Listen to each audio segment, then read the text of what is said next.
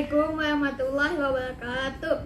Nama saya Muhammad Fadil Ahmadi dari kelas 6A. Saya akan mempraktekkan cara membuat magnet sementara dengan elektromagnetik. Tujuan percobaan 1 untuk mengetahui cara membuat magnet sementara. 2 untuk mengetahui manfaat magnet dalam kehidupan sehari-hari. Tujuan alat dan bahan yang diperlukan: 1. Kawat tembaga. 2. 1 baterai ukuran D.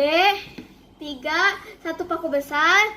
4. Benda-benda logam kecil seperti paku, jarum, dan isi staples.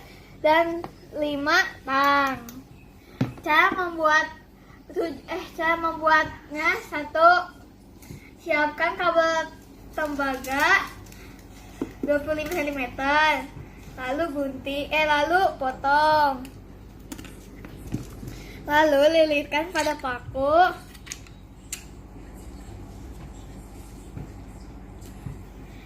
Dan ini yang sudah jadi.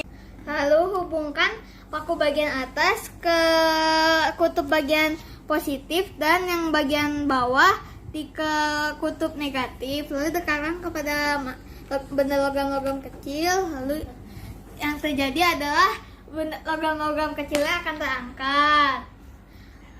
Manfaat magnet dalam kehidupan sehari-hari adalah untuk memisahkan sampah ferromagnetik dan bukan ferromagnetik. 2. Untuk mengangkat benda logam ferromagnetik ke tempatnya.